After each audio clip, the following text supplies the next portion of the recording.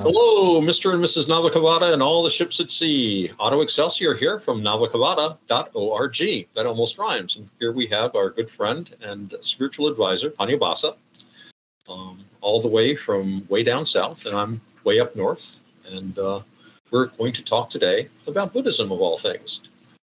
Today, in fact, we've asked pannobhasa to talk to us a little bit about something that is often called dependent origination or dependent co-arising, and I am reliably informed that this will also necessitate a talk about the void or emptiness. Now, my own take on this before we start is basically this is a very complicated subject. This is the subject that when the Buddha attained enlightenment, he kind of looked into his mind and said, you know, nobody's going to understand this. This is way too complex for anyone but an awakened being to understand, so I'm not going to bother teaching. And he was on the way to becoming just a private, personal, Buddha, and not a teacher. And they say that he had a vision of the Supreme God came down and kneeled and said, please, there are some people who have very little dust in their eyes. They might understand, and it would be a shame for you not to teach this. And the Buddha thought about it and said, yes, there are people like that. And so he became a full-fledged Buddha who could actually not only attain awakening, but be able to explain it to other people. And this is a very difficult thing to do because, it's something that an awakened being struggled for years to understand. So as we were talking about earlier, the way I look at it is that although it's a very complicated subject, the Buddha does his best to explain it. Originally, Buddhism was taught orally. It was recited. It was a verbal teaching. And so as a result, the teaching is necessarily linear. You have to say one thing after another. Then when things were written down more, you could present these ideas as circular. So you're like moving up a dimension. But as I understand dependent origination, it's so complex that even something like a two-dimensional model is insufficient. And you yourself have constructed a three-dimensional model, which to my mind seems to be like a three-dimensional model of something that exists in four dimensions. Because one of the things about dependent co-arising is that it operates not only in space, but time, and often with simultaneity, although I guess there is some debate about that. So why don't you start us off by describing the Buddhist concept of the void or emptiness and segue into dependent co-arising from there? Well, the whole concept of emptiness really does not get a lot of press in Theravada Buddhism, but the Mahayana Buddhists just took the ball and ran with it so that some, like I think Madhyamaka sometimes was called suññatā, which is like the doctrine of emptiness, or suññatā, I should say. And so, I mean, in Theravada, like the earliest, most conservative school of Buddhism still in existence, there is some, like there are suttas, like there's the lesser and the greater discourse on emptiness in the Majjhima Nikaya, but it's mainly like the lesser discourse on emptiness, which is one of my favorite suttas. It's just seeking a kind of mental quiet, where like the first step that a monk takes in seeking out emptiness is he goes out into a forest. So that all the artificiality and commotion of a village or a town are left behind, and you've got the relative simplicity of the forest, which is still fairly complicated. And then he starts meditating and getting into deeper and deeper meditative states that are more and more simplified. So that's really like the take on emptiness in Theravada, or the main interpretation of it is just seeking stillness and silence. To the degree that you're able to cultivate it in your own mind, which gets you closer and closer to like a formless, infinite state, a state with no moving parts. But I would like to, with regard to something you said earlier, talking about how complex paticcasamuppāda or dependent co-arising is. I'm not exactly sure how complex it is. I mean, the thing is, it's just very subtle. I think that is really what makes it difficult to understand. Is it very subtle, rather than not necessarily. I mean, it wouldn't be a page of equations or anything like that, right? So it's just so like human language fails really when you try to describe it. You know, Right. human language is not designed to be a kind of meta language that kind of takes into account the limitations of itself. Right. And so you can only get so far. You can kind of point the finger at the moon, sort of. That's about the best you can do with regard to dependent core rising. That's one reason why, like as you said, the Buddha almost, I mean, according to the legend, almost just remained silent because he figured nobody would understand it. And there is the sutta, the Nidana Sutta of the Digha Nikaya, which is the longest discourse on dependent core rising. Wow. In the Pali Canon, which is kind of unorthodox. It doesn't follow the usual formula. Oh, but really? At the beginning, Ananda is saying, it's really clear. It's easy to understand. And the Buddha says, no, don't talk like that. And I mean, he, like I said, he was almost in despair as to how to teach it. And there is some truth to that, because I really think that very few Buddhists really understand it. In Theravada Buddhism, it just got ossified into a formula of 12 links that are form like a series, like a sequence Right. of cause and effect. And Burmese monks will just memorize that, Weza Pisya Thinkara Pisya Vinyana, just this Pali rigmarole that they memorize. And if they want to understand that better, then they just memorize what the commentary says. And, still they don't necessarily understand anything. They're just memorizing. Right. And it's pretty clear that, I mean, it has been difficult to understand. There are certain doctrines in Buddhism that are considered of just central importance, but still very few people understand it. Another one is no self. And no self and dependent core rising, and also emptiness, they're practically synonymous, like in a philosophical sense. I mean, they just overlap really nicely, so that the same explanation can explain all three, really. Oh, okay. Interesting. Well, the when you mentioned about people just memorizing things and ossifying, that reminds me of something you mentioned to me before about a tendency you had seen with people, even monks, to basically just regard like even chanting as like a magic spell. If you just say the words, then that's the equivalent of, I mean, really these things were meant for us to think about. They're supposed to reflect an inner knowledge. But there is this whole idea, I guess, that people gravitate to is, well, I can say the words, I know the words, so I understand it now. I mean, I just have to say the words, and I've fulfilled whatever the obligation is to understand that. Yeah. Traditional Asian educational systems, especially in Burma, are largely based on rote memorization. Even like in high school, you're just memorizing, sometimes in the English language that very few of the students could even speak fluently. Really? You just memorize it, and then if you can regurgitate the correct response onto the test paper, then you do well, regardless of whether you actually understand any of it. And I think dependent core rising has gone through the centuries largely in that state, with few people really understanding, or it's like it was misunderstood by many practically from the get-go. So I mean, the legend was correct. I think the Buddha was right that there are a few who have little dust in their eyes, but there's not a whole lot of them, and that includes commentators and teachers and so forth.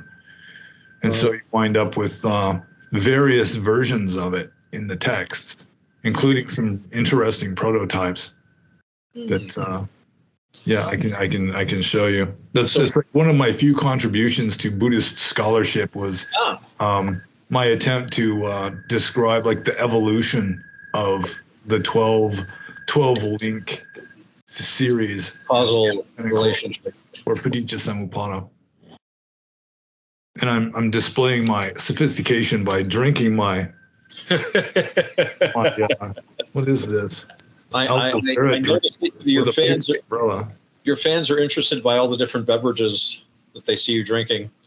And of course, you're often drinking out of a goblet type stuff. So I think they assume that you're like swilling down like bourbon or something like that. Wine.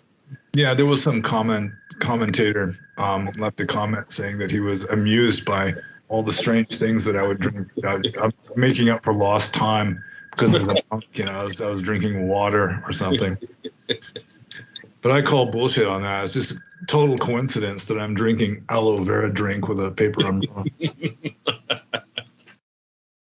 Yes. What else would you drink after all?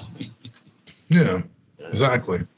So yeah, I have been aware that there, if you look at some of the earliest writings, you see what seem to be versions of dependent co-arising that it evolved basically. I remember, again, you're here to correct me, and I'm glad to learn from you about this.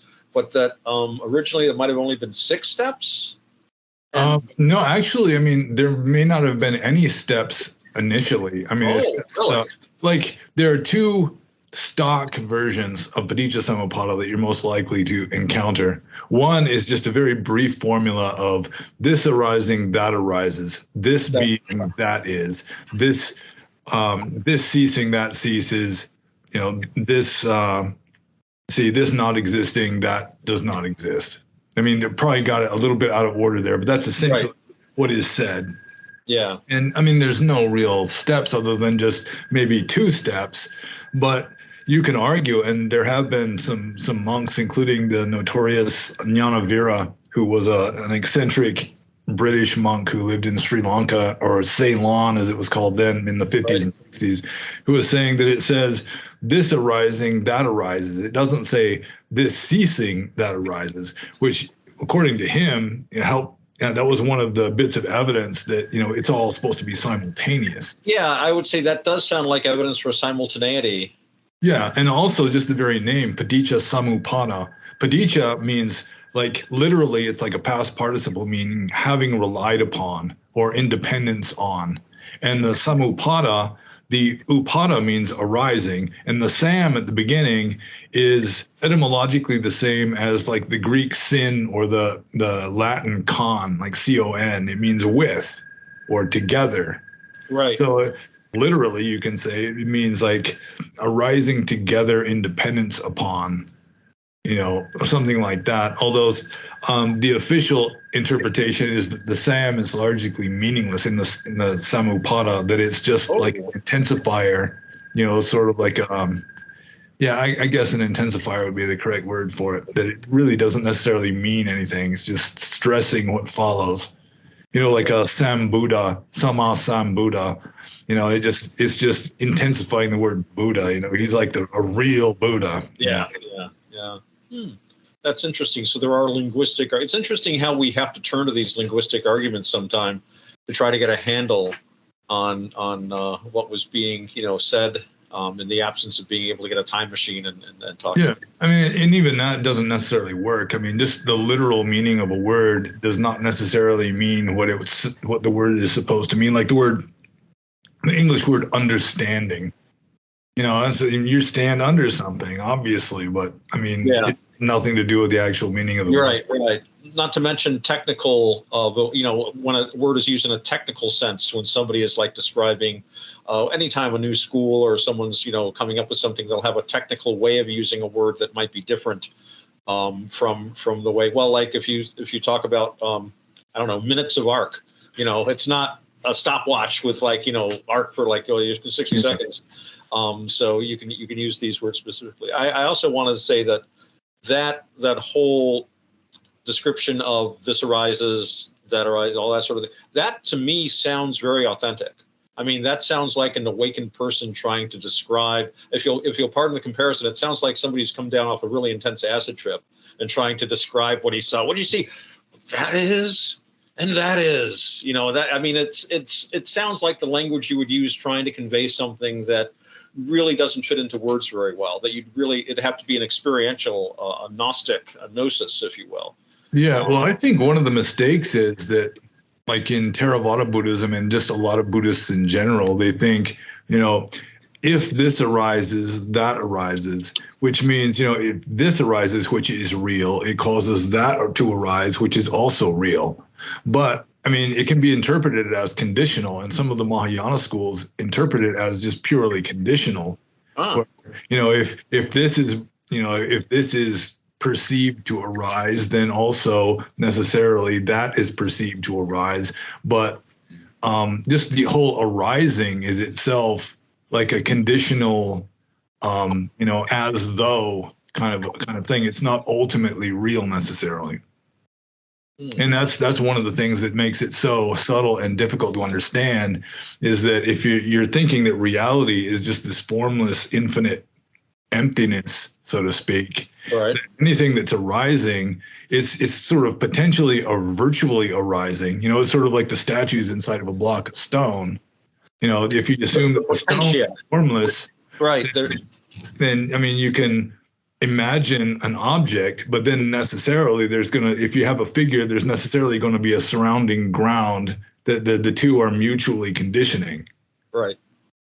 So it's almost a kind of logical causation rather than like a temporal, like materialistic causation. It's just like, if we assume that this exists, we must also assume that exists, kind of a thing.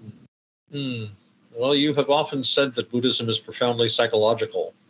So I hadn't thought about that psychological level of this doctrine. Very interesting. And, well, it's Theravada Buddhism has like officially become at least partly materialistic, in the sense that the Abhidhamma philosophy, which is orthodox dogma, is the third Pitaka of the Tipitaka. It declares physical matter to be ultimately real, and then Theravada and similar schools that did assume that physical matter really truly existed as an ultimate reality just got mocked ruthlessly by the new movement of Mahayana. Right. I mean, there are statements in the old text, like the first verse of the Dhammapada: mind precedes all things, mind precedes all dhammas. So mind is their chief, they are mind made. That's the first two lines of the Dhammapada right there.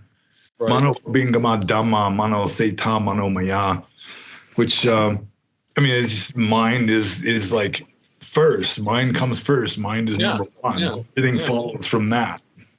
Right. That makes sense, really. I mean, we're talking about, we're going to start talking about ultimate reality. All we have is what we sense. I mean, unless you have a mind to sense these things, that's what's really starting everything. And of course, your mind is going to only sense certain things. And depending on how your mind has been developed, certain subtleties within certain things, just on a physical level alone, we don't perceive directly things like ultraviolet or infrared or anything like that, so forth and so on. Radio waves. Yeah. Not only mind, but like our physical chassis, the six senses are going to be very much, I guess they do have to come first. Otherwise, nothing could be perceived. Percepted. That's a new word, percepted. Yeah, exactly. So, makes it. I used to be friends with a French-Canadian monk who was a disciple of Otto Excelsior, and Otto Excelsior was just a devout follower of Abhidhamma and all things Abhidhamma, the commentarial tradition, just like as orthodox as you could possibly manage. And I try to point out to this French-Canadian monk, it's like, you can't really know matter. All you can know is mind. And if, like, this paper umbrella, for example, I mean, I can see it, but that's just visual perception. I can feel it here in my fingers. That's just tactile sensation. I can tap it on something and hear the sound. That's just auditory sensation. Right. The way you know that this exists is through your perceptions of it. And you take away the perceptions, and this paper umbrella just ceases to exist. Or, I mean, for all we know, there's no way you could prove that it exists. And in fact, it's a meaningless question at that point for you. If you can't perceive it, then why are you worrying about it? I mean, Yeah, it's like if the tree falls in the forest, doesn't make a sound. I mean, if there's nobody there to perceive it, does the tree even exist at all? Yeah, there you go. Well, we used to say just for a rainbow to exist, you need three things. You need to have the sun at a certain level, you need a certain amount of moisture in the atmosphere, and you need a human eye to see it. Otherwise, there's no rainbow. So that gets back to that. So what does Abhidhamma have to say about, dependent co-arising? Abhidhamma in particular, I don't really recall. I'm not an Abhidhamma scholar, although the commentarial tradition have sort of ossified, or they just took one of the interpretations, the main one, which is probably not the earliest one. You know, it's like a developed system, and then they interpret that. And let's see, how do we go about this? There's like 12 links, and I'll just go over it here. It's like ignorance or avijja leads to karma formations or sankhara. That's the first link between the two states. And then sankhara leads to consciousness or vijnana. Consciousness leads to namarupa or mind and matter. Namarupa leads to the six sense bases or salayatana. The six sense bases lead to contact or stimulation, phassa.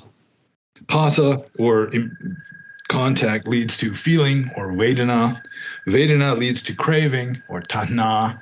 Craving leads to clinging or upadana. Upadana leads to the process of becoming or bhava.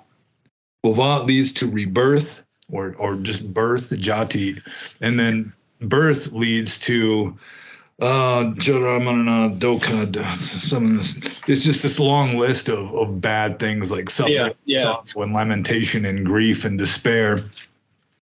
And old age, illness, and death, Yeah. And so the orthodox interpretation in Theravada Buddhism is that it's divided up into 3 lifetimes, or it's like past lives, this present life, and then future lives.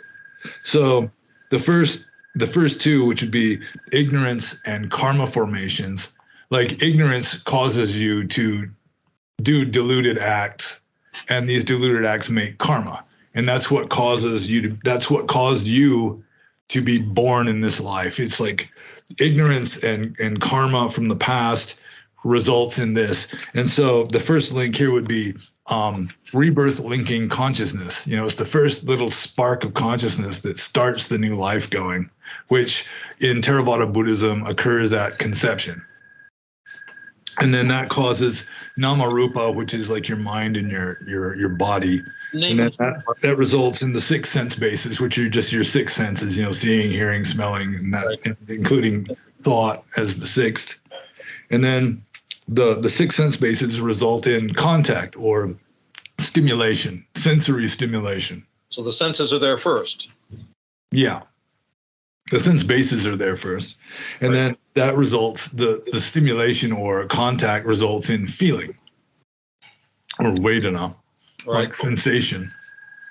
And then that is like the causes of what happens next. Next comes craving. And that's where according to Orthodox tradition, that is the link between feeling and craving.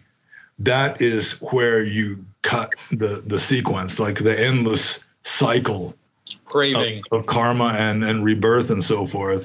Is you have the pleasant sensation or the unpleasant sensation, then you have to cut off the desire for more or the desire for it to stop. You know, either attraction or aversion. That's where you have to, like, so whatever arises, you know, it's sort of like stoicism, where you just accept whatever it is without clinging or without trying to push it away. You just, you know, it's just a kind of stoicism, really. Right. So then, like, if you don't do that, then next comes upadana, which literally means uptake. You know, it's like fuel. You know, it's also a word for like fuel for a fire. Oh, okay. And that leads to the process of becoming or bhava, which also means karma. So you got karma in a past life results in this. And then you've got the series of things that are, first it's developing, you know, the fetus and everything. You become a functioning human being. You get these sensations, and then you start having the desires, and then that results in more karma. And then that results in the next life, which is birth again in the next life, and then all the sorrow and grief and lamentation and despair and pain and misery and so forth. But as I say, that 12 links, even though it's emphasized heavily in the text, I mean, usually you look up paticcasamuppāda in the text, like there's the Nidana Samyutta in the Samyutta Nikaya, an entire chapter entirely of suttas on dependent co-arising, and it's the same formula plugged in. It's this 12 links, but older versions have different. I mean, it's not the same lengths. Like okay. In the Nidana Sutta, which is the longest sutta, it starts off with consciousness and namarupa, I think, kind of like instead of ignorance, each other, and then everything else just kind of spins off of that. It's always has seemed to me, and of course this is just one I picked up, that ignorance, avidya, is really where it all starts from. That's the thing that, and it always made a lot of sense to me. But I can see where namarupa and is that name and form? Would that be? That's what I always. Well, that's the thing in Theravada Buddhism. It has been interpreted to mean mind and matter. Name is mind, and form or rupa is matter.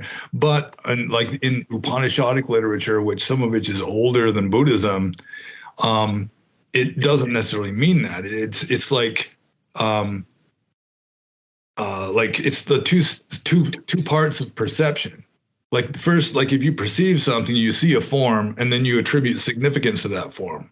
So first you get the form, and then there's the name that gets, added onto that. Right. And I think that may have been the original meaning of namarupa, even though in Orthodox Theravada now it's just been interpreted as mind and matter, because Theravada Buddhism considers matter to be ultimately real.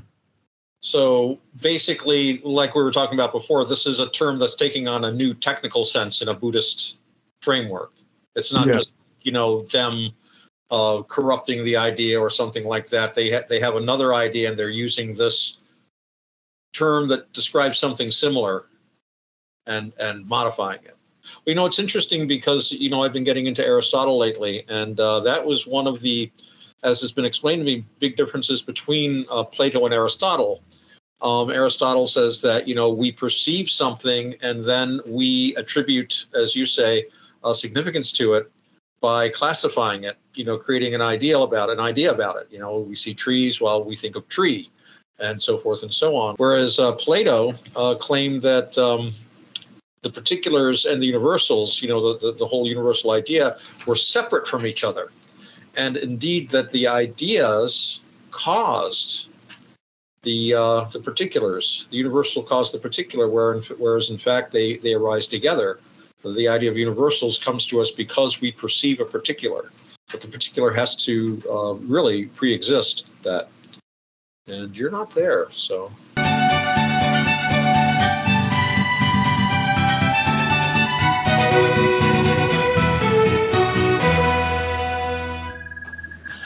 All right, we're back. Hooray. What just happened was I tried to share screen on Skype, and it just shut down the whole Skype, and then we couldn't get I couldn't get my camera to work again, apparently because I'm close enough to being a boomer that I'm a hopeless case with regard to this sort of thing. Hey, dude, we're Gen X. We're Gen X. We're not boomers. Yeah, exactly what you just said. Yeah. We're Generation X, pal. No boomer here. So you good people out in the audience were fortunately spared the 10 minutes or so of us struggling to get this thing going again, with me occasionally cussing. So anyway, we were talking about the evolution of the 12 Nidana theory. All right. So the stock is what I already went over.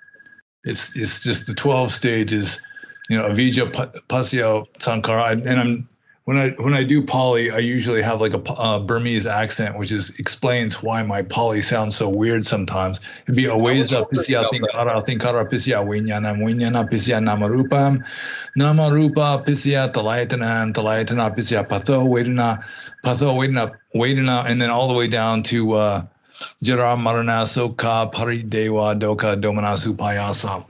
So then that is stock. The Mahanidana Sutta, which I already mentioned, is of the Digha Nikaya, is the largest sutta describing dependent co-arising. It starts with Namarupa and consciousness causing each other, and then it spins off. It just completely skips over the six sense bases and goes straight to stimulation or contact, and then from there it stays the same. Although here at Craving, there's also a side branch that is irrelevant here. But so this is considered to be paticcasamuppāda also. It's just probably a prototype. It wasn't quite finished yet.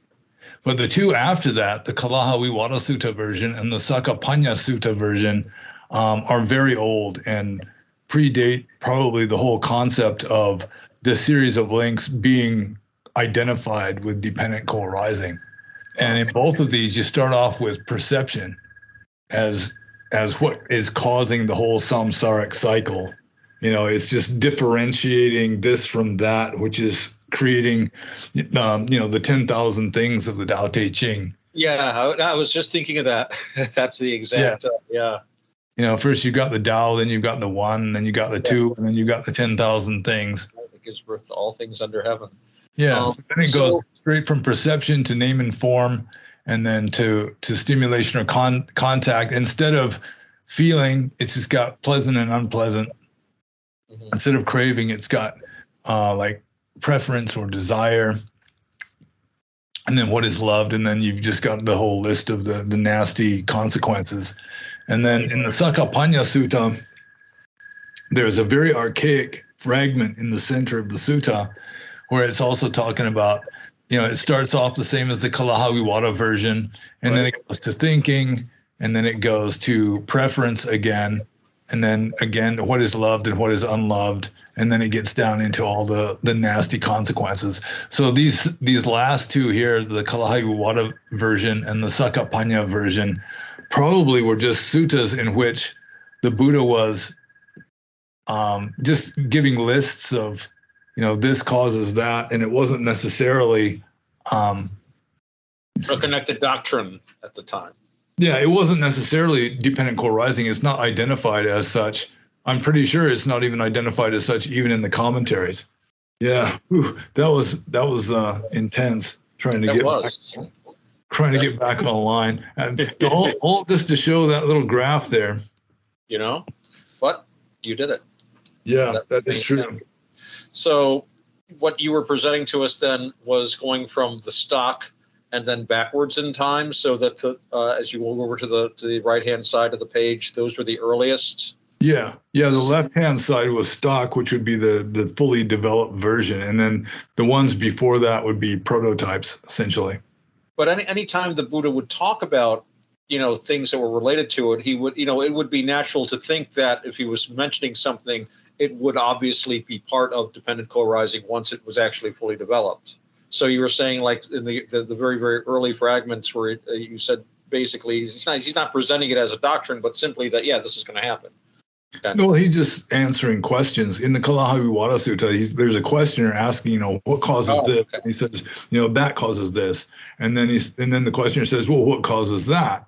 And then the Buddha says, well, this causes that. And then the questioner asks, well, what causes, and then it's just question and answer where the Buddha is giving this sequence of what causes all the quarrels and contentions in the world. And ultimately it goes back to like differentiating perceptions. Right. And it's the same way with the Sakapanya version, where a supernatural being called a Gandhava is interviewing the Buddha. And then the first the Gandhava goes and is like interacting with the Buddha, and then he's sort of the forerunner of Sakka, King of Gods, and then Sakka, King of Gods, comes and asks the questions, and then the Buddha is answering them. So it's not really even portrayed as dependent co-arising in the two earlier versions, but then somehow during the development of Buddhist philosophy, it sort of crystallized into these 12 links. And like most suttas that discuss it, it's just this exactly verbatim block of, it's just a stock like paragraph that just gets inserted into the sutta, right, verbatim. Like you said, kind of ossified. But yeah. From what you're saying, though, everything in it is already implicit in the oldest teachings we have of the Buddha. So it's consistent with Buddhism. Well, like there is a sutta where the Buddha says that, to if you see paticcasamuppāda, you see the Dhamma. I mean, he was practically equating his teachings with dependent co-arising, but the whole 12 links version of it, I consider to be anachronistic. Like, according to the legend, when the Buddha became enlightened, he sat there under the Bodhi tree, just reviewing the 12 links in like forwards sequence, and then in reverse sequence, and then forwards and reverse. Right. And that's probably an anachronism, in my opinion. I think probably the first short version of, this arising, that arises, this being, that is, this ceasing, that ceases, this not being, that is not, probably came closer to the original version of it. And I mean, what it means, I think probably the one Buddhist philosopher who understood dependent co-arising better than any other, or at least described it better than any other, was Nagarjuna, who was not a Theravada Buddhist. Whereas the Theravada Buddhists have just, crystallized it into these 12 links, which, I mean, it was, by the time the first schisms occurred in Buddhism, the 12 links had already been finalized, apparently, because these 12 links are universal. So in Nagarjuna's magnum opus, the Mula Madhyamaka Karika, he's essentially describing dependent co-arising, but he's not using the 12 links, except for he's got like this one chapter where he just goes over the 12 links, just kind of giving it lip service because that's the orthodox, and then just kind of forgets it. Right. Because according to him, it's way more subtle than, a real thing with a real essence causing another real thing with a real essence, causing another thing with a real essence, because none of it has essence. There's no self essence, and that's where no self really comes in. It's anything that is conditioned, anything that with a beginning and an end, anything with a form is going to be conditional. Its existence is not going to be an ultimately real existence. It's just going to be conditional on whatever else. It's just the whole context. Right. Oh, that makes sense. So Nagarjuna was not a Theravada, but he wasn't a Mahayana either. Wasn't he of another school of Buddhism that was still around that coexisted with Theravada? Or it's controversial because like in the magnum opus, the Mula Madhyamaka Karika, where he's describing dependent co-arising, there's no mention at all of bodhisattvas. There's no mention at all of Mahayana Buddhist texts. He's relying entirely on the older texts, mostly from the Samyutta Nikaya, or like a different version of the Samyutta Nikaya, not the Theravadan version. Yeah, he was using Sanskrit, so it was a different school. Right. But apparently there are some texts that are attributed to Nagarjuna that, that where it is apparently more Mahayanist. But the evidence. You always start questioning any Mahayana texts. Yeah, well, I mean, most texts attributed to Nagarjuna are just apocrypha. They're fake, which is just common throughout the religions of the world. You want to lend more authority to your own philosophy. You put it in the mouth. So and so would have said this, so if I write this down and put his name on it, look, a miracle. A fresh testament of who you call it. So it's dependent co-arising, according to my understanding of it, is really it's very subtle, because it's not just this clear-cut sequence of this causes that. It's just like the context creates what seems to be something, but you take away the context and what seems to be there also is gone, because they have no intrinsic self-existence. It's all this conditional sort of semi-existence that the phenomenal world has. Right. And I mean, that's, if you think about it, it's very true that everything is interrelated. I mean, you look at your skin, you think, well, I'm this bag of skin, but the skin itself is porous. It's constantly breathing, things go in and out of it. And if you suddenly take a person and remove them from their entire environment, well, they'll explosively decompress, probably. I mean, if there's nothing there but you simply can't be. You're dependent upon all these processes that happened before you were born and that will probably continue after you die, although, you never know when the asteroid will hit. But, so everything has to be taken within the context of their surroundings. I mean, even just from a empirical look around you kind of thing, So, but it goes beyond that, and there's sort of like a logical structure of samsara, where, it's sort of like, if you single out some object, then you've just created the figure and the ground simultaneously, where it's like the figure, creates the ground, and the ground, it's like conditions the figure, sort of a thing. So again, it's like you start off with the block of marble, and you're imagining like figures, that could be carved out of that marble. They're already there. Every single molecule is already in the correct position. Every statue, every single possible statue is already existent in that block of marble. And it's just when you're singling out one particular statue, then it's necessarily, it's so hard to explain this. I can understand why the Buddha almost just became a hermit and didn't teach, according to the legend, because it really is very difficult to explain this, even though it's considered to be central to Buddhist philosophy. The Buddha equated Dhamma with dependent co-arising, or paticcasamuppāda.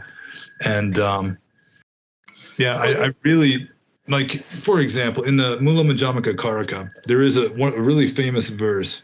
I have declared that which dependently co-arises to be emptiness.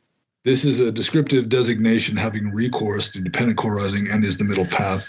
That's this Japanese scholar's interpretation, Gajin Nagao, of this verse. It essentially means what we call dependent co-arising, that is emptiness. And it is making known with regard to, it is the middle way. And then this scholar here, he says this with regard to dependent co-arising. The meaning of the traditional expressions dependent upon this, or if this exists, then that exists, is not that when one essence exists, then some other essence exists apart from it. On the contrary, it is because this and that do not exist as essences that when this exists, then that also exists. So there's no independent self-essence to anything. And that's where the Buddhist doctrine of no self comes from. And also, according to the Madhyamaka school, that's what emptiness essentially means. When they say that everything is empty, they're not saying that, it all just doesn't exist at all. They're just saying, it's a conditional, like, sort of quasi or virtual existence, and nothing really has an independent self-essence. Nothing has any intrinsic reality as an individual thing. But it's all just things. There was some Mahayana school. They actually built a model, a three-dimensional model of what they considered to be what dependent co-arising was like. Really? And it was like this big circle of mirrors. Oh. And every other mirror was reflected in each individual mirror. Like the net of Indra. Yeah. Yeah, like that. Where does it still exist? Could you visit that? No, I didn't visit it. I mean, does it still exist? I have no idea. We should build that. Yeah. Well, the Tensegrity truncated octahedron was difficult enough. I still haven't been able to reassemble the thing after it got taken apart when I moved. Can you give us a little background on your creation? Okay. Yeah, I'll do a share screen of it and cross. Not again.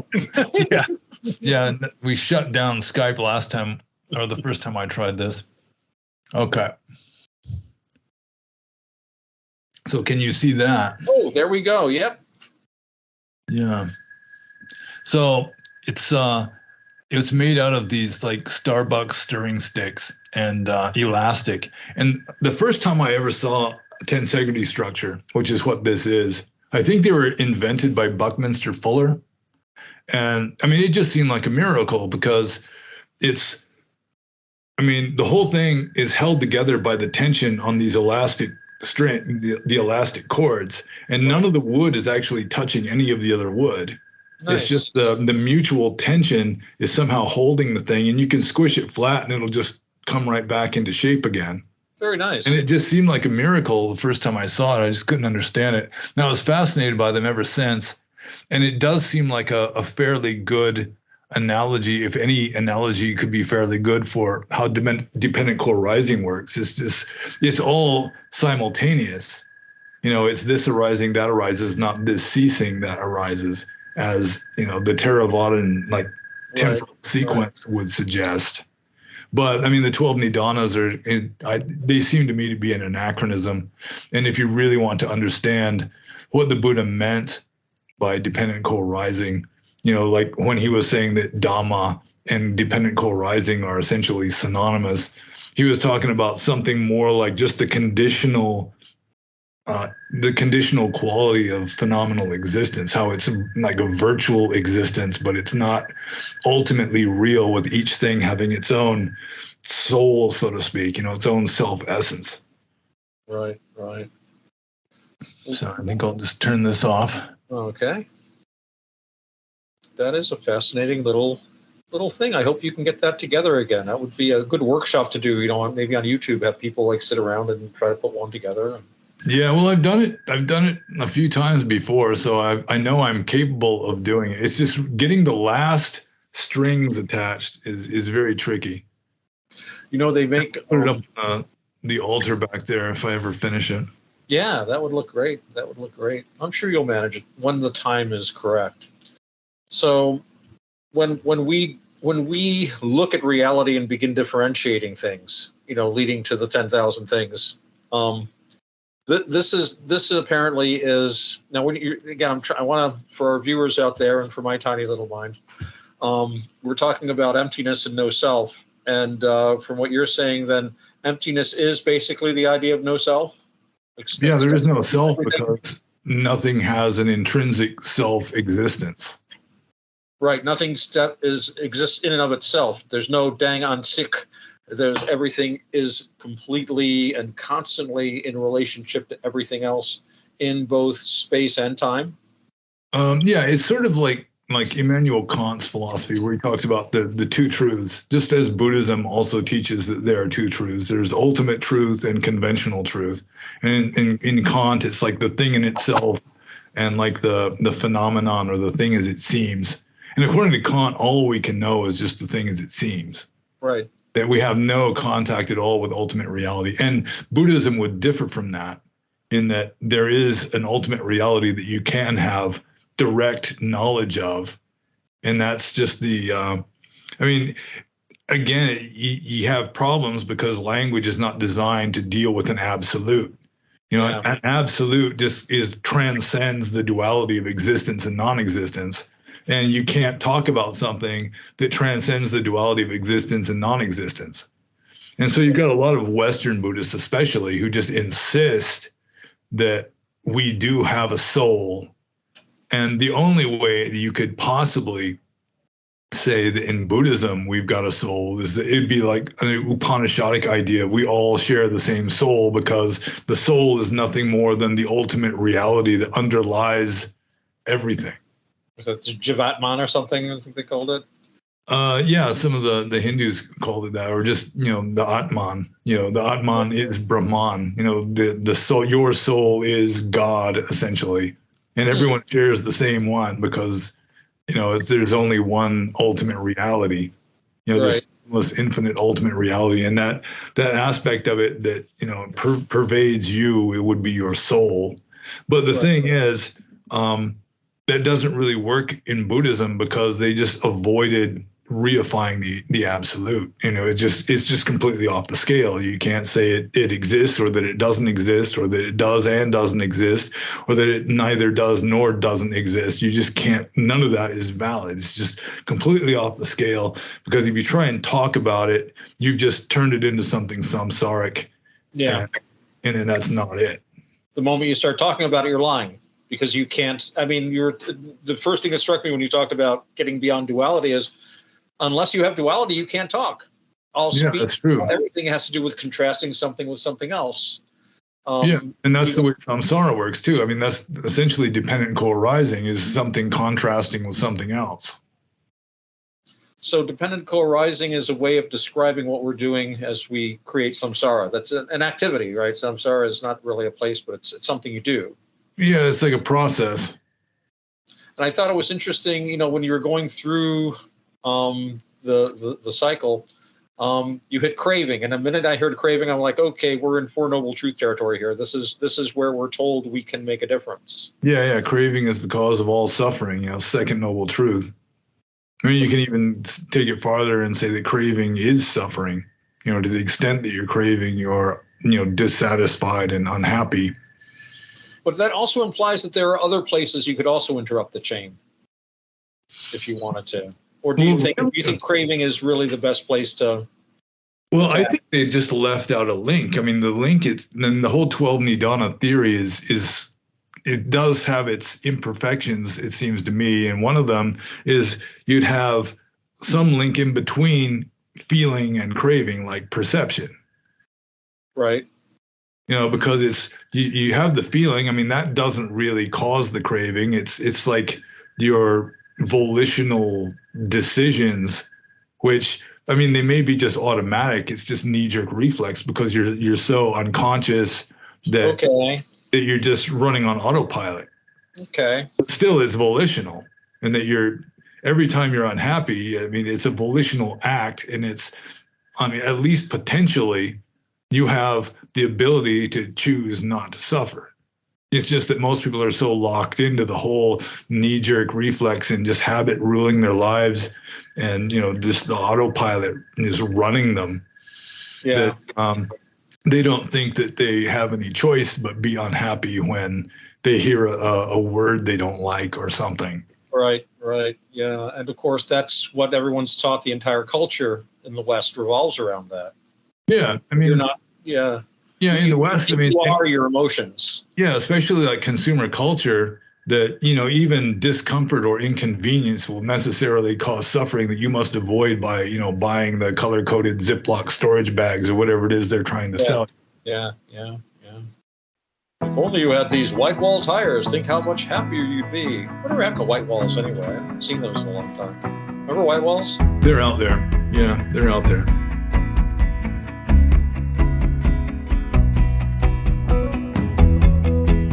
The whole essence of dependent core rising is just emphasizing that it's our own perceptions, our own mind, that is the ignorance that is causing, the 10,000 things to manifest from the one, essentially.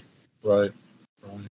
But ultimately, they're not separate. It's just that like a delusion of perception is causing us to see everything as separate and variegated, and this is different from that, when actually, it's just there is no self, and because there is no difference. Ultimately, difference is based on relations, same as, different from, bigger than, smaller than, and those relations are purely mental. You take the relations, which are purely psychological, purely perceptual, and that's it. I mean, just the whole world just poofs out of existence.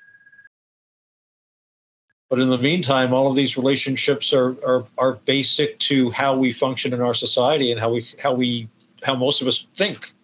It's all based on these things. Yeah, which is one of the main reasons why a serious Buddhist, in the Buddhist time especially, was supposed to just renounce the world, just radically renounce the whole human, social system, and just go off alone into a forest and just cultivate emptiness, or the signless, which is like the animittam, the signless state, which a sign is like a perception, it's a symbol, it's a thing, Right. So you're trying to just, get rid of all of that, or just let go of all of that.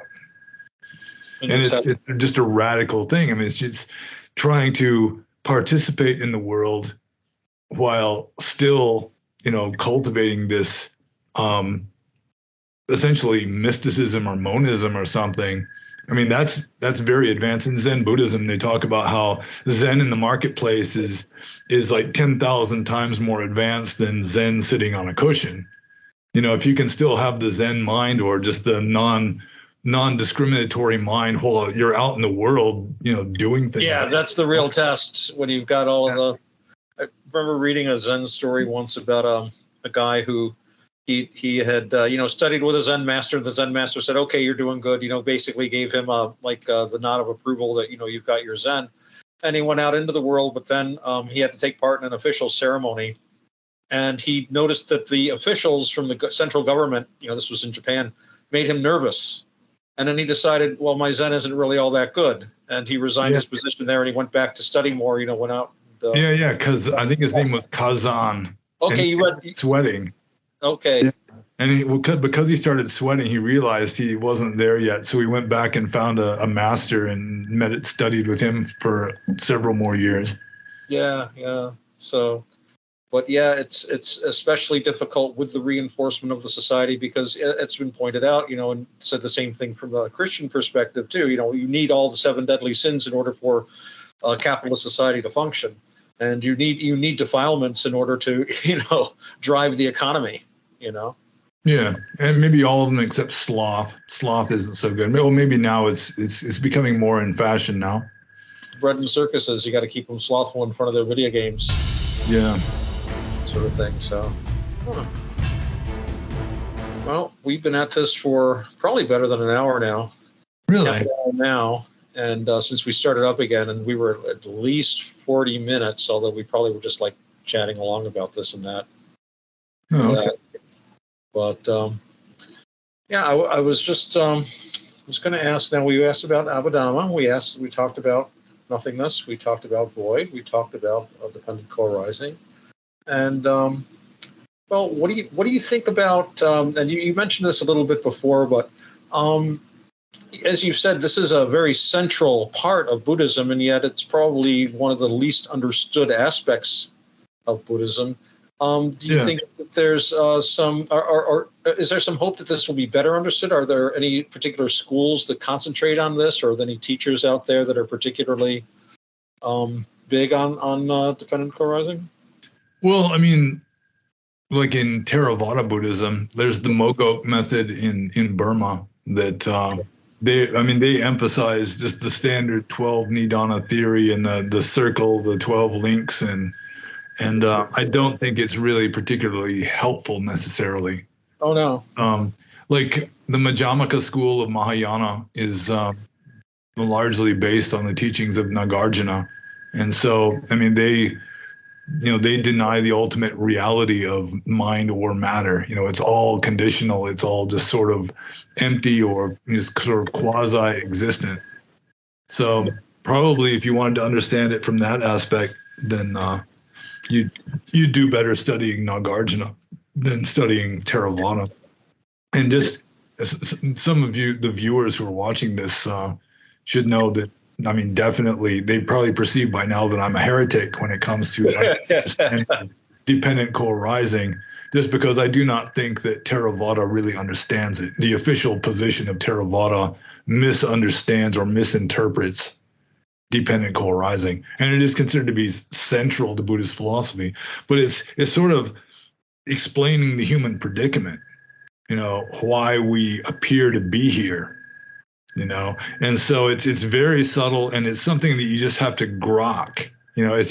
It's like you just have to understand it intuitively through experience, I suppose, because no amount of just intellectual study is really going to get you there, unless it's along the lines of like some of the Mahayana schools, where it's like Nagarjuna in his Mula Majjhimaka Karka, which is dealing with dependent co-arising. He just destroys every theory, and then it's like his own theory is at the end, and it's just like kills itself, and then you got nothing left. So this definitely sounds like something where if you want to know more about it, hone your practice. Yeah. More and you'll see. Try it and see, kind of thing. Yeah, or I mean, you can read books on the subject. Like Nagarjuna himself, the Mula Majjhimaka Karka. There have been at least 3 major translations of it, and just read that and just kind of let it soak in and just contemplate it, because just like memorizing it isn't going to really get you there. It's like it's you learn more from just having these concepts just like fuck with your mind until it just kind of breaks your whole attempt. Sort of like a Zen coma. Yeah, I know. I've had that when you contemplate an idea long enough, and then maybe it's just because other factors have to work in, and then suddenly it's like, oh yeah, okay, that's what he's talking about. Yeah, it's like a Zen koan where you're trying to answer a riddle that has no answer really until finally it's just, it's like the crankshaft breaks or something and everything just comes to a halt and it's all of a sudden you've got this silence and then in the silence is the answer really. Did you have a recommendation for a translation of Nagarjuna? Well, I've only read one and I was looking for it, but I don't think it's the best one. There's one translation that's based on a Tibetan translation. There's one translation by a Hawaiian fellow named David Kalupahana that I haven't read, but in that one, he's trying to bring in Theravada as much as possible. And he did base the translation originally on the original Sanskrit. So that would probably be a better one, I would guess, although I haven't read it personally. So he was an Indian monk, so he had access to Sanskrit versions of the sutras. Is there a huge difference? I've been meaning to ask between the Pali and the Sanskrit. Well, traditionally there were supposed to be 30 schools, something like that, before Mahayana came along. And, Sarvastivada and the Samitias and there was lots of them. Yeah. And so they each had their own version. And I think like the Pali suttas and compared with like the Sarvastivada suttas might be like 85 to 90% identical. And the rules of monastic discipline also would be, like 85 to 90% identical. So that was probably the Abhidhammas are like almost completely different. So that was probably Nagarjuna's school then? Sarvastivada? No, I don't think so. I think he was the proto-Mahayana was on the other side of the first schism. So it would be the Mahasangika branch. Like the first schism was about 100 years after the time of the Buddha. You had the Stavira or Thera branch and the Mahasanga branch. And the Mahasanga branch was, it was going more and more in the direction of Mahayana. Because the Staviras, or which Theravada is the only survivor, they were going for like conservatism, just like scriptural conservatism. They didn't want innovation. They just wanted to master what was already there. Whereas the other branch that eventually led to Mahayana was they put more emphasis on like individual inspiration. And so they were like cranking out new sutras. Yeah. So, both ways have their good points and their bad points. Like scriptural conservatism, it just leads to like blind dogmatism and just a loss of inspiration. Right. Whereas if you just, go with, progress or like put more emphasis on personal inspiration, then you just get the full spectrum of the ridiculous to the sublime. Because not everybody's inspiration is going to be all that great. Right, yeah. And even if you do have good inspirations, they might not be like orthodox Buddhism. You might just be, along some lines. A whole different direction, yeah. Which happens. Oh. Well, very good. Well, I think we should probably wrap it up about here. Did you have anything further you'd like to add, or any messages to the viewing audience? Not really. Just I would point out that dependent co-arising, really, the whole purpose of it is just to give you insight into sort of the predicament we're in, and that it's more a matter of our own misinterpretation of reality than we're stuck in this system, and we've got to like get out of the system because we're really not in the system at all. Really, it's so hard to explain that, it's sort of like a quasi reality that we are quasi in, and that dependent co-arising is really giving you an insight into that, how we are creating our own samsara. So it's a question of our focus to a great degree, what we're focusing on and what we're taking seriously, what we're using as the sticks and stones to build our. If you focus on anything, you're creating samsara. Right. If you're distinguishing this from something else, right, then that's samsara. Right. perception is samsara. It's a verb. Pretty much. Samsara. Well, on that note, I am going to say thanks very much, pannobhasa, for being on our show. And thank you all you viewers out there, both of you, for watching our show. And until next time, I wish everybody metta. Yeah, and be happy. That too, if you can. It's tough. Yeah. You're recording it, so you get to turn it off.